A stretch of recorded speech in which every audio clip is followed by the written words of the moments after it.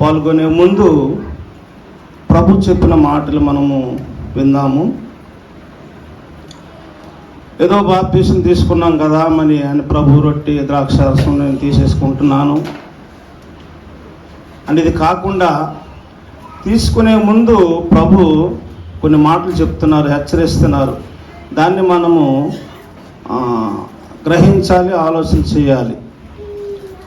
కొరింథీయులకు రాసిన మొదటి పత్రిక 11వ అధ్యాయము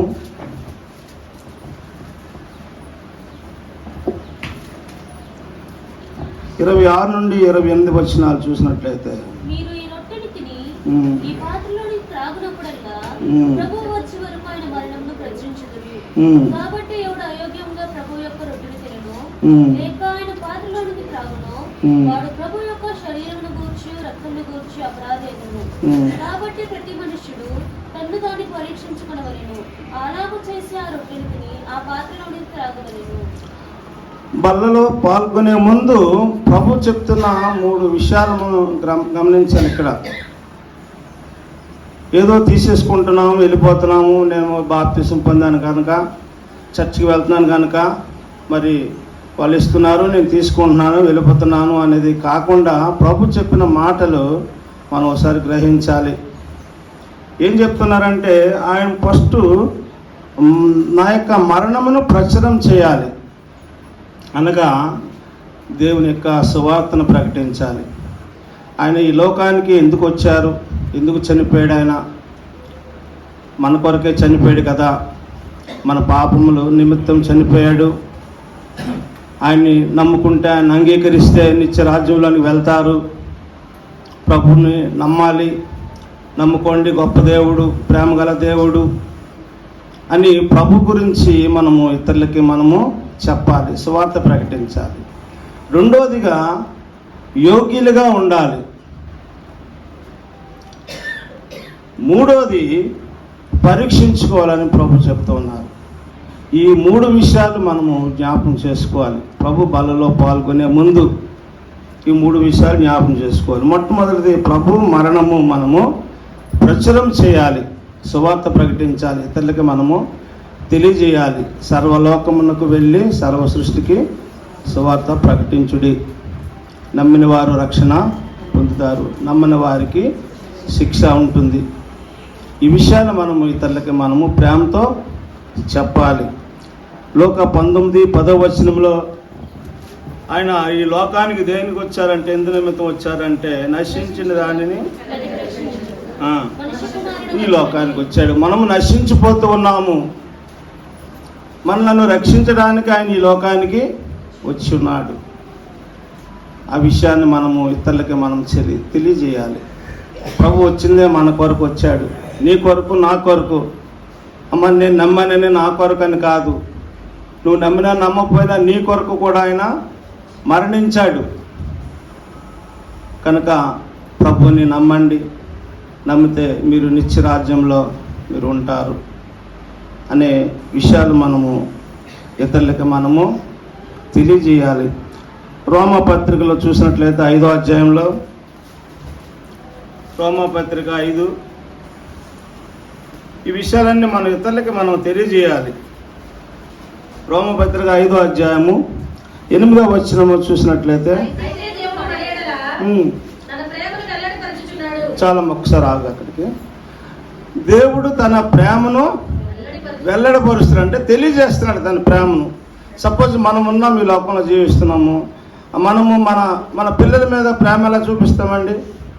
చక్కగా ఎత్తుకుంటాము, ముద్దాడతాము, వాళ్ళకి స్నానం చేయిస్తాము. చిన్నపిల్లలైతే బర్త్డే అయితే మరి మంచి బట్టలు కొంటాము, కేక్ తెప్పిస్తాము, ఇంకా ఎన్నో చేస్తూ ఉంటాము.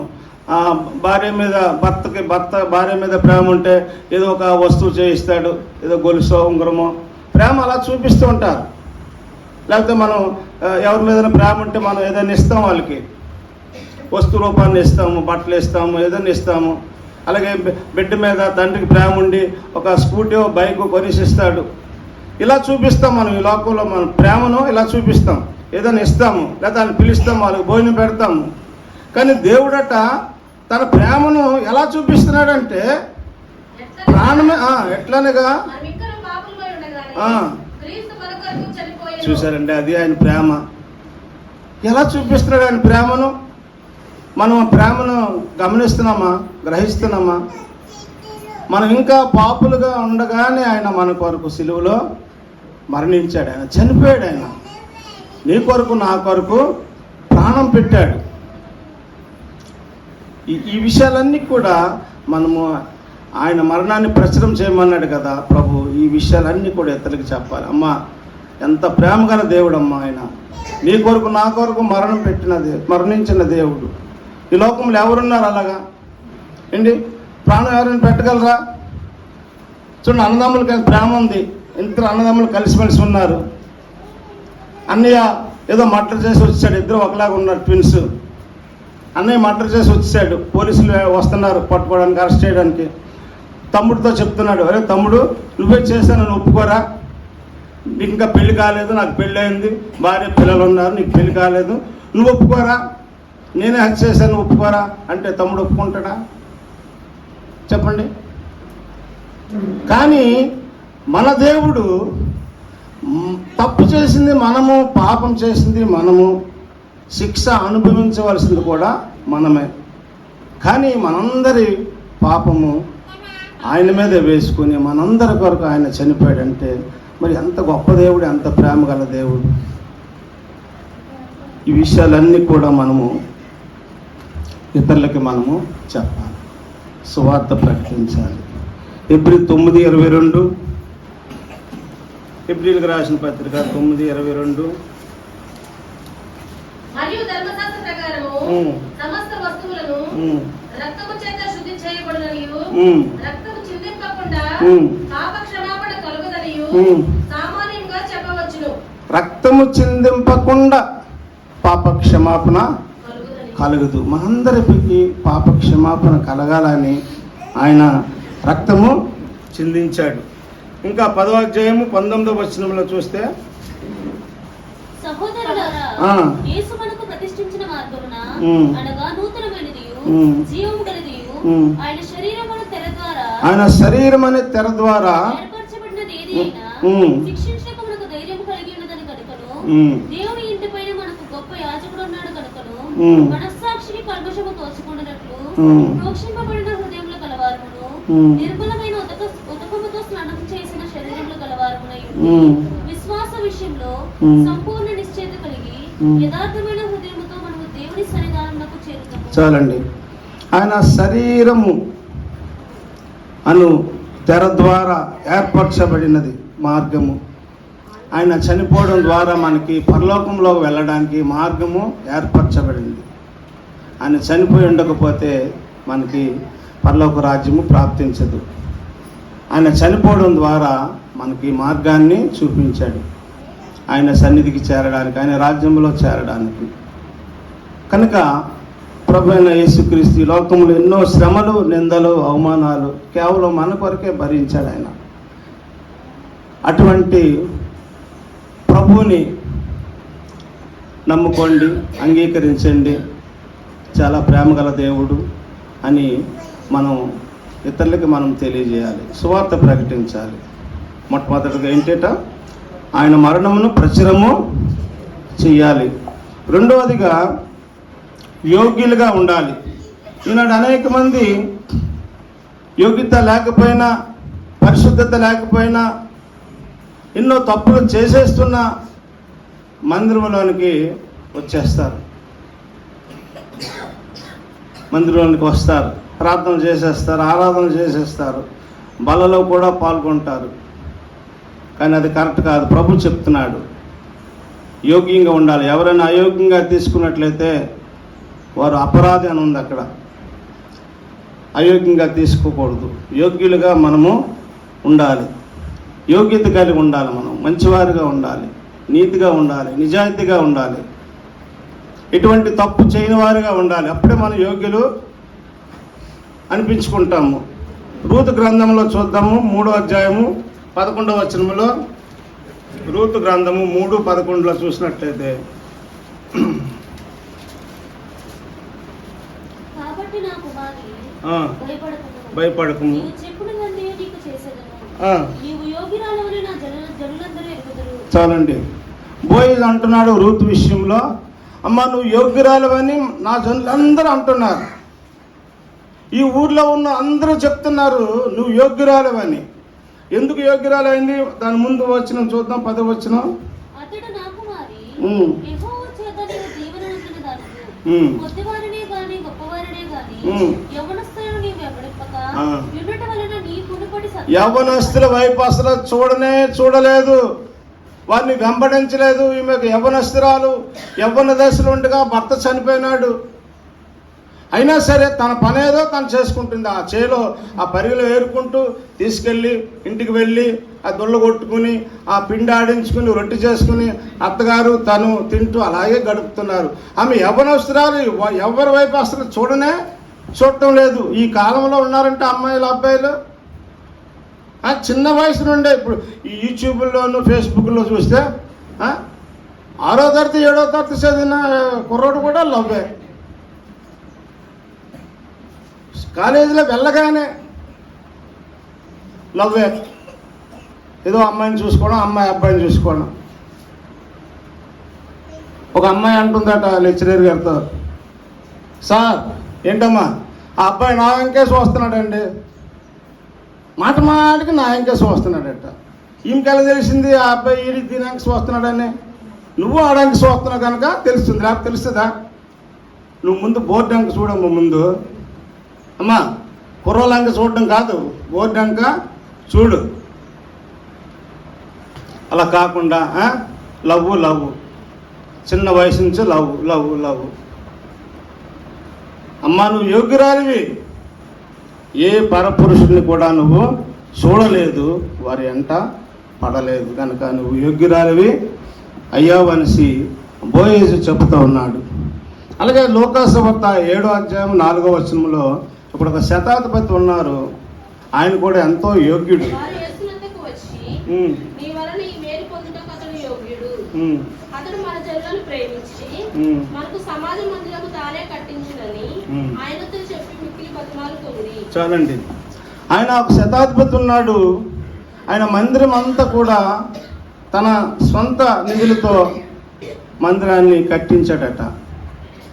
కనుక ఆయన ఇంటికి నువ్వు వచ్చి వారి యొక్క దాసుని స్వస్థపరచు అని అడిగినప్పుడు ప్రభు అయితే అలాగే వెళ్దాం అనుకున్నాడు. కానీ అతడేమన్నాడు తెలుసా? నీవు నా ఇంటిలోనికి వచ్చేటకు నేను పాత్రుడను కాను అంటున్నాడు.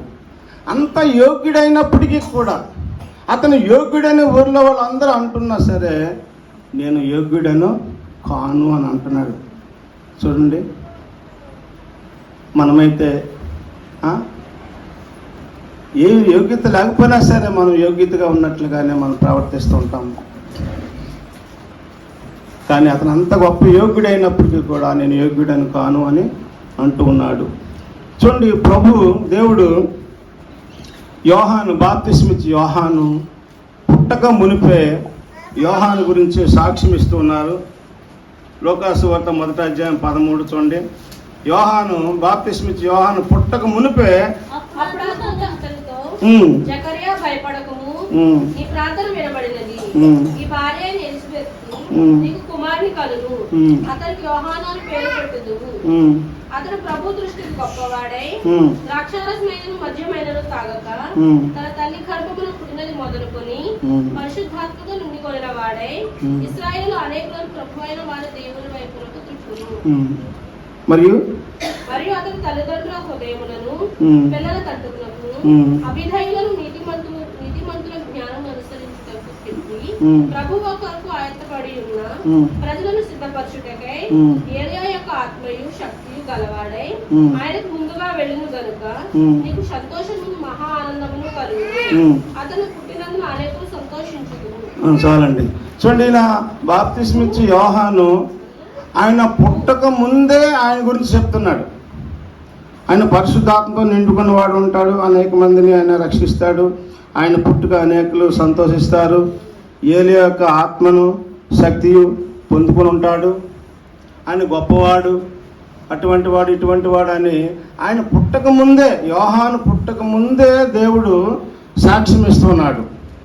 కానీ పుట్టిన తర్వాత యోహాను ఏమంటున్నాడో చూద్దాం ఒకసారి. యోహాను సువార్త 1వ అధ్యాయం 27లోను ప్రతి ఒక్కరు కూడా నేను నీడలో బాప్తిసమిచ్చుచున్నాను గాని నా వెనుక వచ్చుచున్నవాడు మీ మధ్య ఉన్నాడు, మీరాయన నెరుగుదురు. ఆయన చెప్పుల వారును విప్పుటకైనను నేను యోగ్యుడను కానని వారితో చెప్పాను. చూసారండి ఎంత తగ్గించుకుంటున్నాడు చూసారా యోహాను. యోహాను చాలా గొప్పవాడివి అని ప్రభు అంటే, నీ చెప్పులు ఇప్పడానికి కూడా నేను పనికిరాను ప్రభు. ఇందాక శతాధిపతి ఈ యొక్క మందిరం అంతా ఆయన ఎన్నో కోట్లు లక్షలు పెట్టి మందిరం అంతా కట్టించడానికి యోగ్యుడంటే నేను పాత్రుడని కాను ప్రభు. నువ్వు ఒక మాట సెలవి చాలు, నువ్వు నా ఇంటికి రావడానికి అంత గొప్ప వాళ్ళే మేము యోగ్యులం కాము అనుకుంటూ ఉంటే మరి నువ్వు నేను మరి ఎలాగ మరి మందిరంలోనికి వచ్చేస్తున్నాము? మనలో ఎన్ని ఆలోచనలు, చెడు ఆలోచనలు, చెడు తలంపులతోనూ మనం ఎలా ఉన్నాము? మనం ఎలా అంత ధైర్యంగా మనము ఎలా రాగలుగుతున్నాము? అందుకే సుంకరి మందిరంలో రావడానికి భయపడి చెప్పని అక్కడెక్కడో బయట ఉండి రొమ్ములు కొట్టుకొని అయ్యో ప్రభా అని అంటూ ఉన్నాడు. వీడు పరిచయుడు మాత్రం లోపలికి వచ్చేసి నేను యోగ్యుడిని అనుకుంటున్నాడు. ఆయన ఫీల్ అవుతున్నాడు. నువ్వు ఫీల్ అయితే సరికాదు. నేను 3 సార్లు ఉపవాసం ఉంటాను, 10వ భాగం ఇస్తాను, వ్యభిచారం చేయలేదు, దొంగతనం చేయలేదు, అది చేయలేదు, ఇది చేయలేదు అని చెప్పుకుంటున్నాడు పరిచయుడు. చెప్పుకుంటూ అక్కడ ఉన్నాడే చర్చిలో కూడా రావడానికి అర్హత లేనివాడు ఉన్నాడు అక్కడ, ఆళ్ళంటోని కాను అంటున్నాడు. చూసారండి. అప్పుడు ప్రభు అన్నాడు, నువ్వే జీరో, నువ్వే యోగ్యుడు కావురా, వాడు యోగ్యుడు. ఆ సుంకరే యోగ్యుడు, అతనే నీతిమంతుడు అని చెప్పుకున్నారు ప్రభు. కనుక ప్రియమైన వాళ్ళారా, మనం యోగ్యులుగా ఉండాలి ప్రభు బలలో పాల్గొనే ముందు. చూడండి 2వ కుమారుడు అంటున్నాడు లోకసువార్త 15:21లో అప్పుడు ఆ కుమారుడు అతనితో, తండ్రి నేను పరలోకమునకు విరోధముగాను నీ ఎదుట పాపము చేసితిని, ఇక మీదట నీ కుమారుడనని అనిపించుకొనుటకు యోగ్యుడను కానేను. చాలండి. ఎప్పుడైతే యోగ్యుడను కాను అని అనుకున్నాడో, ఒప్పుకున్నాడో, అప్పుడే యోగ్యుడైపోయాడు. మనం ఒప్పుకోవాలి, మనం చేసింది తప్పు ఒప్పుకోవాలి. ముందు ప్రభు బలలో పాల్గొనే ముందు మన తప్పులు ఒప్పుకోవాలి. ఏమైనా ఉంటే ఒప్పుకుని ఆ బలలో పాల్గొనాలి. ప్రభా, పరలోకం ఉన్న తండ్రికి నీకును నేను వ్యతిరేకంగా చాలా తప్పు చేశాను అన్నాడా లేదో యోగ్యుడైపోయాడు. అన్నాడో లేదో యోగ్యుడైపోయాడు. చూడండి, 2 దొంగలు ఉన్నారు. అందులో ఒక దొంగ ఏమంటాడు? నువ్వు తప్పించుకుని నన్ను తప్పించాను అంటాడు. వాడు చేసిన తప్పులు ఒప్పుకోవట్లేదు. నువ్వు రక్షించుకొని నన్ను రక్షించంటున్నాడు. మరి 2వ దొంగ ఏమన్నాడు? నేను చేసిన పాపానికి ఇది తగిన శిక్షే. ప్రభా, నీవు నీ రాజ్యం మీద వచ్చినప్పుడు నన్ను ఒకసారి జ్ఞాపకము చేసుకున్నాడు. ఒప్పుకున్నాడు. ఒప్పుకున్న వెంటనే దేవుడు ఇమీడియట్గా నువ్వు నాతో కూడా పరదేశంలో వెంటనే. చాలామంది ఒప్పుకోవడానికి ఆలోచిస్తూ ఉంటారు, ఎవరేమో అనుకుంటారో అనేది. నేను సాక్ష్యం ఇచ్చినప్పుడు మాది బొబ్బులి, మా అత్తవారు ఈ ఊరే సంవత్సరమే. నేను బొబ్బుల్లో సాక్ష్యం ఇచ్చినప్పుడు నా ఎదురుగా నా భార్య ఉన్నప్పుడు, నా భార్య కూర్చుంటుండగా మందిరంలో నేను వ్యభిచారం చేశాను అని నేను చెప్పాను, సాక్ష్యం చెప్పాను. నువ్వు వ్యభిచారం చేశావు అంటే ఎవరేమనుకుంటేమండి, దేవుని దగ్గరే ఒప్పుకోవాలి. ఎవరేమనుకుంటారో అనేది కాదు, దేవుడేమనుకుంటారో అనేది ఆలోచించాలి. మనం ఒప్పుకోవాలి, తప్పేముంది. మందు కొట్టేవాడిని, సిగరెట్లు కాల్చాను, వ్యభిచారం చేశాను, అన్నీ ఒప్పుకున్నాను. ఒప్పుకోవాలి దేవుని దగ్గర. కనుక నేను యోగ్యుడే కాను అని అనుకున్నాడు, యోగ్యుడు అయిపోయాడు. ప్రియమైన వాళ్ళారా, మనం యోగ్యులు అవ్వాలంటే ఎలాగా? మీరు యోగ్యులు అనిపించుకోవాలంటే ఎలాగా? మీ సేవకులు ప్రబోధ్ గారు చెప్పేస్తే సరిపోతుందా? ఆ అమ్మాయి గొప్ప యోగ్యురాలండి, ఆయన చాలా యోగ్యుడు అంటే అని ఆయన అనేస్తే సరిపోతుందా?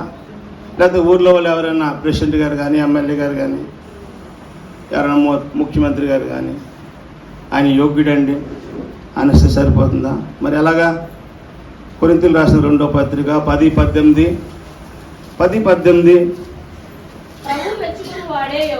అదండి, చాలండి. ఎవరు మెచ్చుకోవాలట? ప్రభు మెచ్చుకోవాలి. ఈ లోకంలో ఎవరు మెచ్చుకున్నా మెచ్చుకోకపోయినా పర్లేదు, ప్రభు మెచ్చుకోవాలి. నేను పంచాయతీరాజ్ డిపార్ట్మెంట్లో ఇంజనీర్గా పనిచేశాను. తర్వాత ప్రభు సేవలోకి వచ్చిన తర్వాత ఉద్యోగం వదిలేశాను. విఆర్ఎస్ తీసుకున్నాను, ఉద్యోగం వదిలేశాను. నేను ఉద్యోగం చేస్తున్న రోజుల్లో ప్రభుని ఎరకముందు నేను ఆఫీసులో లంచాలు తీసుకునేవాడిని. ప్రభుని ఎరిగిన తర్వాత, రక్షణ పొందిన తర్వాత లంచం తీసుకోవడం మానేశాను. అయితే ఒకసారి నా సహ ఉద్యోగి ఇంకొక ఊర్లో పనిచేస్తున్నాడు. ఆయన మా ఆఫీసులోనే వెహికల్ పెట్టి ఆయన బస్సుకి ఆయన డ్యూటీకి వెళ్ళి వస్తుంటాడు. ఆయన వెహికల్ పెట్టినప్పుడు వెహికల్ తీసుకుని వెళ్తున్నప్పుడు మా వాచ్మెన్ ఏదైనా 15 టీ తాగడానికి ఇస్తారా అనుకుని ఆయన వెళ్తూ ఉంటాడు అతని దగ్గరికి, బండి షెడ్లో తీస్తున్నప్పుడు. అప్పుడు ఆ మాట అన్నాడట అతను, ఏమయ్యా మీ సురేన్ బాబు గారు లంచం తీసుకోరట అంటే, అవునండి తీసుకోరండి అని. ఊరికవా ఎవడు చెప్తాడు? అది ఎవడు నమ్ముతాడు? లంచం తీసుకోకుండా ఎవడు ఉంటాడు చెప్పు? డబ్బులు ఇస్తుంటే వద్దని ఎవడు అంటాడు? నేను నమ్మను. ఆయన సీక్రెట్గా తీసుకుంటాడు నువ్వు చూసావేంటి అని ఏవో అన్నాడట. ఈ వాచ్మెన్ వచ్చి నా దగ్గర చెప్తున్నాడు, సార్ మీరు ఇలాగా డబ్బులు తీసుకోరు, లంచం పుచ్చుకోరంటే అతను నమ్మటం లేదు. ఎవరు నమ్మట్లేదు? అతను నమ్మటం లేదు. అతను నమ్మితే నమ్మకపోతే నాకేటవే? నేను తీసుకుంటున్నాను లేదో నా దేవుడికి తెలుసు. ఈ ప్రపంచంలో ఎవరికి తెలిసినా తెలియపోయినా నాకు అవసరం లేదు. తెలియపరచుకోవాలన్నా కుతూహలం కూడా నాకు లేదు. తెలియపరచాలన్న ఆలోచన కూడా నాకు లేదు. ఏంటి మనం చేస్తుంది మంచి చెడు ఆ దేవుడే చూస్తాడండి. ఇంకొకరు మనం ఒప్పించవలసిన అవసరమో లేదు. ఎందుకంటే దానికోసం అంత ప్రయాసపడాలి? నమ్మితే నమ్మకపోతే లేదు. నా దేవుడికి తెలుసు అనేసి నేను అలా నవ్వేసి ఊరుకున్నాను. కనుక మనల్ని దేవుడు మెచ్చుకోవాలి. దేవుడు మెచ్చుకునేలా మనము ఉండాలి. తిమోతికి రాసిన 2వ పత్రిక 2:15. తిమోతికి రాసిన 2వ పత్రిక 2వ అధ్యాయం 15వ వచనంలో, దేవుని ఎదుట యోగ్యుని గాను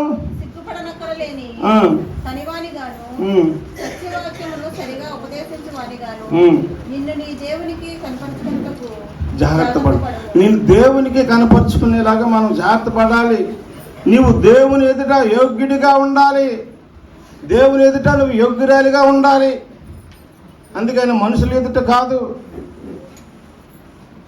ప్రియమైన వాళ్ళారా, మనుషుల ఎదుట కాదు, దేవుని ఎదుట మనం యోగ్యులుగా ఉండాలి. కనుక మనం ప్రభు బలలో పాల్గొనే ముందు మొట్టమొదటిగా దేవుని సువార్త ప్రకటించాలి.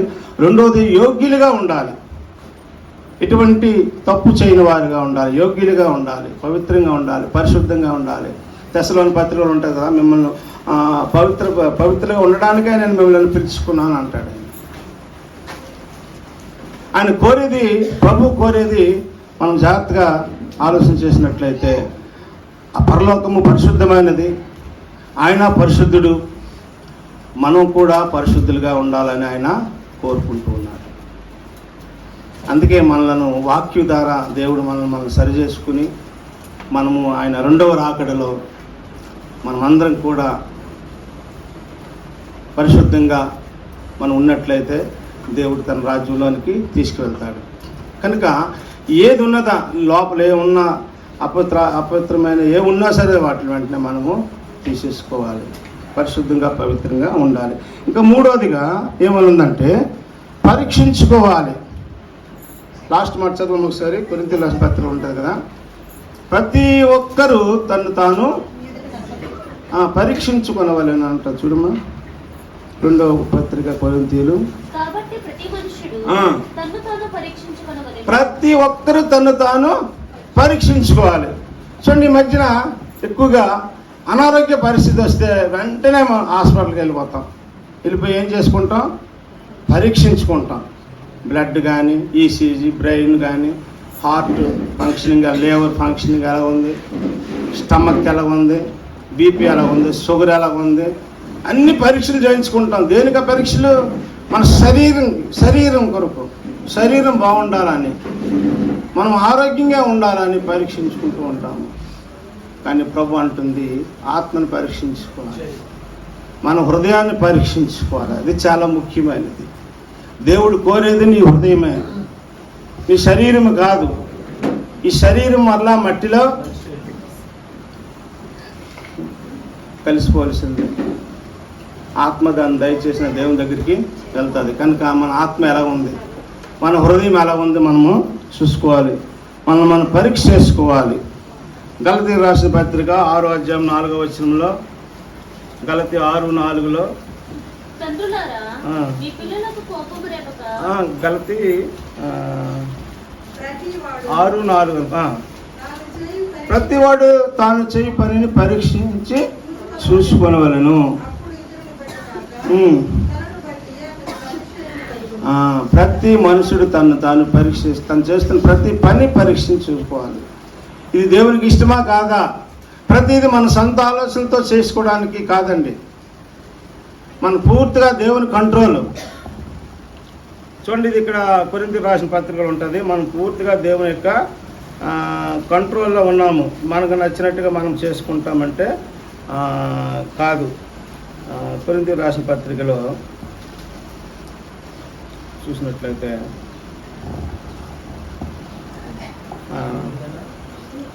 6వ అధ్యాయము, మొదటి పత్రిక 6వ అధ్యాయము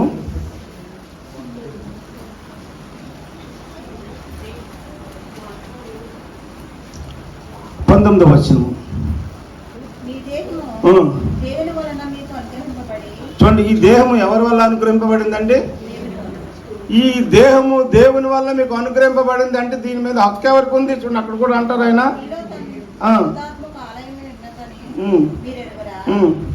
మీ సొత్తు.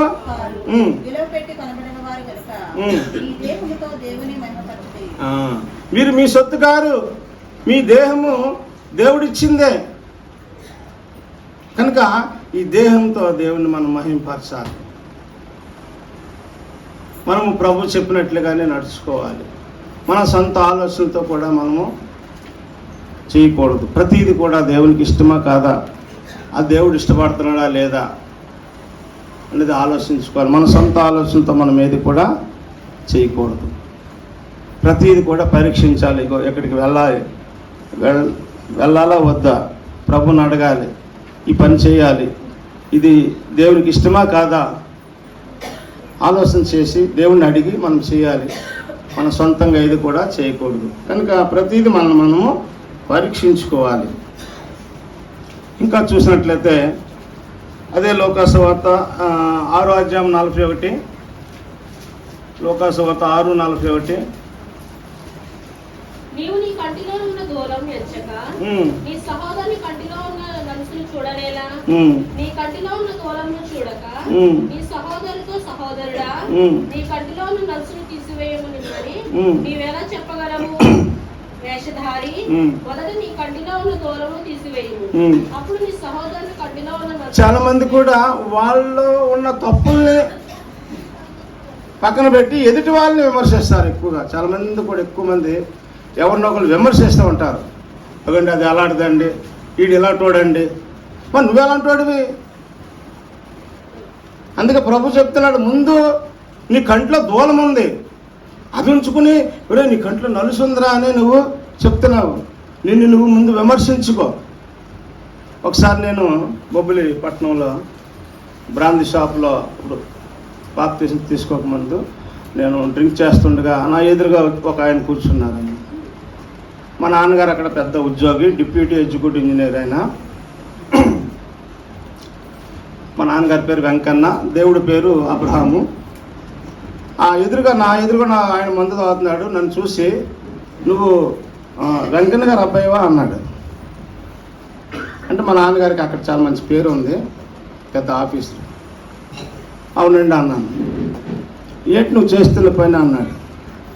మరి నువ్వు చేస్తుంది ఏంటి అన్నాను. వెంటనే ఏమాత్రం లేట్ చేయలేదు. ఏమన్నాడు ఆయన? ఏంటి నువ్వు చేస్తున్న పని అన్నాడు. మరి నువ్వు చేస్తుంది ఏంటి అన్నాను. నోరు మూసాడు. ఎవరు చెప్పారండి నాకు? నా ఎదురుగుండా ఆడు మందు తాగుతున్నాడు. ఆడు చెప్తాడు నాకు తాగకూడదు నాయన, తప్పు నాయన. ఎవడు చెప్పాలి? మందు అలవాటు లేనోడు. నేను ఎప్పుడైనా బయట ఎక్కడైనా కనిపించినప్పుడు, బాబు మొన్న చూశాను నువ్వు బ్రాంతి సభలకు వెళ్దాం, నువ్వు మీ నాన్నగారు మంచి పేరు ఉంది, ఆయన గొప్పవారైనా, అలాంటి ఆయన కుమారుడు అయి నువ్వు ఇలా చేయకూడదు నాయన అని ఏదో చెప్పాలి. నా ఎదురుగుండా మందు తాగుతున్నాడు నాకు చెప్తున్నాడు. కనుక ప్రతి ఒక్కరూ వారిని వారు విమర్శించుకోవాలి, పరీక్షించుకోవాలి. చూడండి, దావీదు తప్పు చేశాడు. ఆ తప్పుని కప్పిపుచ్చుకోలేదు, ఆ తప్పుని ఒప్పుకుంటున్నాడు. చూడండి, కీర్తన 51 కీర్తన 51 కీర్తన. ఆ అధ్యాయం అంతా కూడా, మొత్తం అధ్యాయం అంతా కూడా ఆయన తన తప్పులు ఒప్పుకుంటున్నాడు. అక్కడ చదవండి, ఒక 4-5 వచనాలు.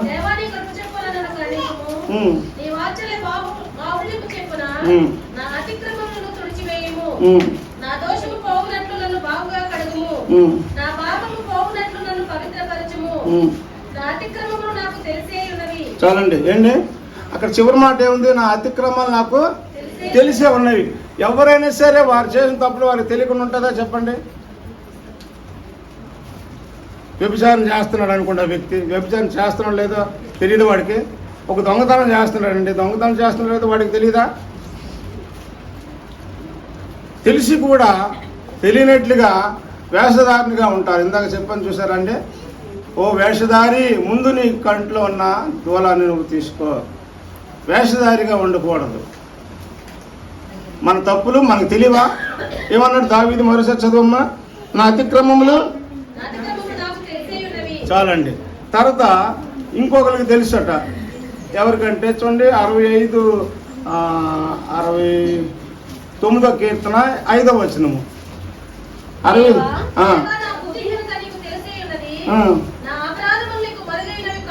చాలండి. అక్కడికి ఇక్కడ ఏం తేడా? అక్కడ నా అతిక్రమాలు నాకు తెలుసు అన్నాడు. ఇక్కడ ఏమన్నా ఉన్నది? నా అతిక్రమాలు నీకు తెలుసు. అది మనం గ్రహించుకోవాలి.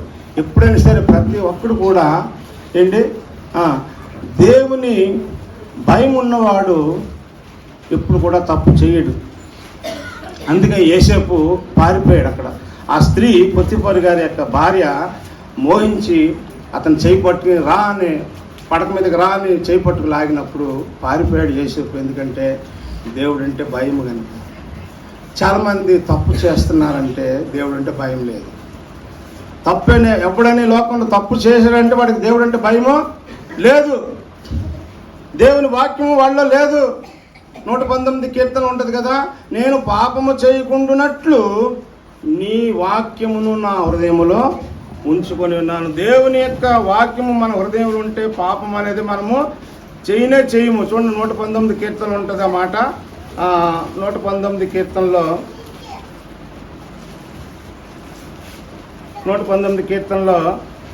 11వ వచనము, నా హృదయంలో నీ వాక్యము. ఎవరి హృదయంలో అయితే దేవుని వాక్యం ఉంటుందో, లేకపోతే చెప్పలేము, అంతే. లేకపోతే ఇంకా తప్పులే చేసినట్టు అర్థం. వాక్యము మాత్రం హృదయంలో ఉంటే ఎవడు పాపము చేయడు, తప్పు చేయడు. చేశాడంటే దేవుడు లేడు, హృదయంలో లేడు. హృదయంలో ఇద్దరికే స్థానం అండి. అయితే సాతాను లేకపోతే దేవుడు. సాతాను ఉంటే దేవుడు ఉండడు, దేవుడు ఉంటే సాతాను ఉండడు.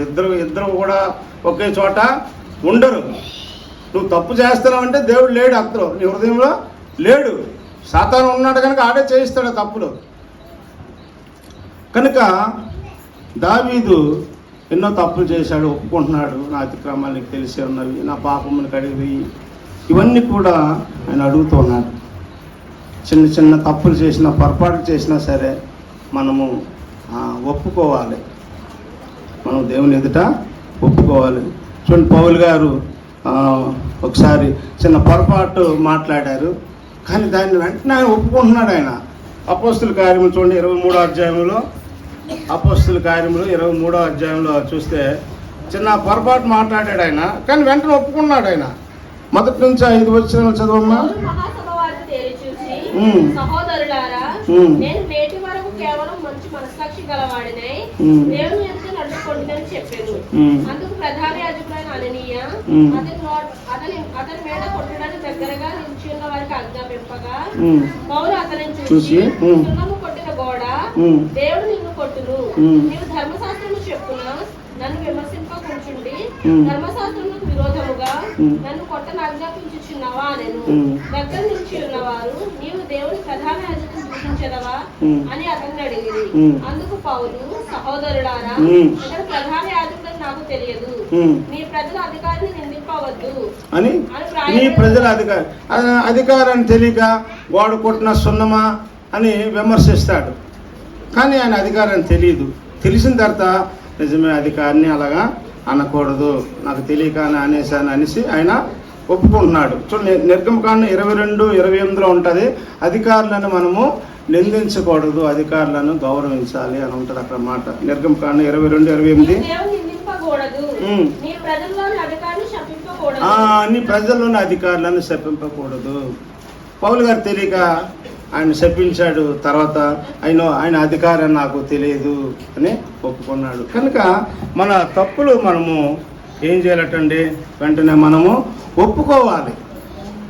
కనుక నిన్ను పరీక్షించుకోవాలి. ప్రభు బల్లకెళ్ళే ముందు నేను కరెక్ట్గా ఉన్నానా లేదా, నాలో ఏమైనా తప్పులు ఉన్నాయా, ఉంటే దాన్ని ఒప్పుకోవాలి. మత్తయి సువార్త 3:6 చూస్తే ఎన్ని పాపములను ఒప్పుకొని బాప్తిసము పొందిరి అని ఉంటుంది అక్కడ మాట. పాపములను ఒప్పుకోవాలి. ఎవరైనా సరే కప్పుకోకూడదు. అతిక్రమాలు దాచిపెట్టేవాడు వర్ధిల్లడు.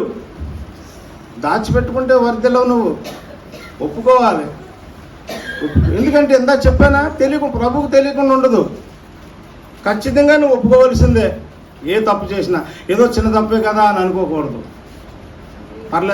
పర్లేదు కదా చిన్నదే అని అనుకోకూడదు. చిన్నదైనా తప్పే. ఇంకో మాట చూడండి, ఒక సమరయ స్త్రీని మనం చూస్తాము. సమరయ స్త్రీ విషయంలో ప్రభు ఆమెతో మాట్లాడినప్పుడు, దాహానికి నీళ్ళు ఇమ్మని అడిగినప్పుడు, ఆమెతో మాట్లాడినప్పుడు, అమ్మా నీకు 5 భర్తలు ఉన్నారు, ఇప్పుడు ఉన్నాడు 6వ వాడు కూడా నీ భర్త కాదు అనగా, సాధారణంగా లోకంలో ఉన్న స్త్రీలైతే కొంచెం కోపం వస్తుంది.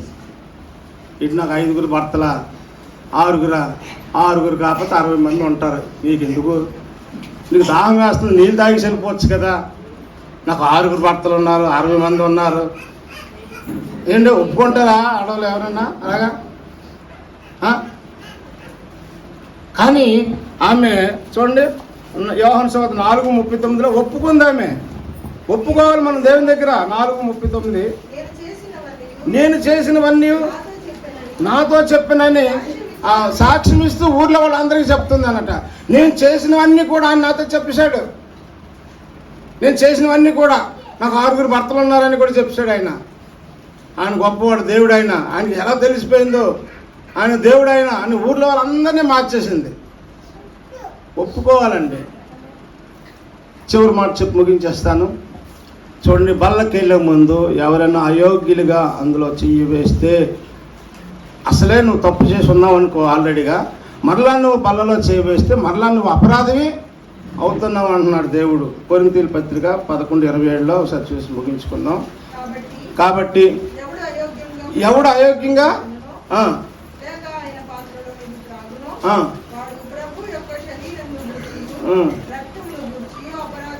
చూడండి, అపరాధం అవుతాం అంటే ఇంకా తప్పు చేసిన వాళ్ళు అవుతాం.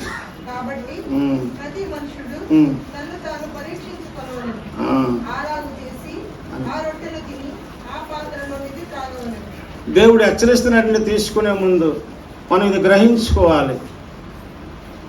మీకు తెలియదు కాదు, నేను మరోసారి గుర్తు చేస్తున్నాను. ఆయన చెప్పుకుంటారు ఎన్నోసార్లు, ఏదో అడుగుతున్నారు కదా అని తీసేసుకుంటే కాదు, మనం యోగ్యులుగా ఉన్నామా లేదా అనేసి. ఒకసారి మా చర్చిలోను ఆయనకి మా నాన్నగారు నేను ఇద్దరం కలిసి బాప్తిసం ఇచ్చాము. ఆయన పేరు రాజు. తర్వాత నేను ఆయనకి, మాకు ప్రతి వారము బల్లేస్తాము, రొట్టె ద్రాక్షరసము. ఆయన తీసుకుంటున్నాడు. అయితే ఆయన మందు కొడుతున్నాడని తెలిసింది, నాకు డ్రింక్ అలవాటు ఉందని తెలిసింది. సర్లే అని ఒకసారి ఆయన ఒంటరిగా ఉన్నప్పుడు చెప్పాను నేను, రాజుగారు మీరు ఇలాగా మందు తాగుతున్నారని తెలిసింది, మరి చర్చికి వస్తున్నారు, రొట్టె ద్రాక్షరసం తీసేసుకుంటున్నారు, అది కరెక్ట్ కాదు, మీరు మానేయాలండి అన్నాను నేను. మానేశారు. ఏంటి మందు కాదు, చర్చి రావడం మానేశారు. మరి ఏం చెప్తే చెప్పండి, అది కరెక్ట్ కాదండి, దేవుడు ఒప్పుకోడు, మానేయండి అంటే మందు మానేయమని నేను చెప్పాను, అతను చర్చే మానేశారు. కనుక ప్రతి ఒక్కరూ ప్రభు బలలోకి వెళ్ళే ముందు మనం పరీక్షించుకో యోగ్యులుగా ఉన్నామా లేదా. ఎందుకంటే అది పరిశుద్ధమైన స్థలం అండి, పరిశుద్ధుడు మన దేవుడు, మనం కూడా పరిశుద్ధులుగా ఉంటేనే అక్కడికి వెళ్ళగలుగుతాము. కనుక ఈ విషయాలన్నీ కూడా జ్ఞాపకం చేసుకొని మీలో ఇంకేమన్నా చిన్న చిన్న తప్పులు పొరపాట్లు ఏమైనా ఉంటే దాన్ని సరిదిద్దుకొని ప్రభు బలలో పాల్గొనాలని కోరుకుంటూ ఈ నా మాటలో ముగిస్తున్నాను.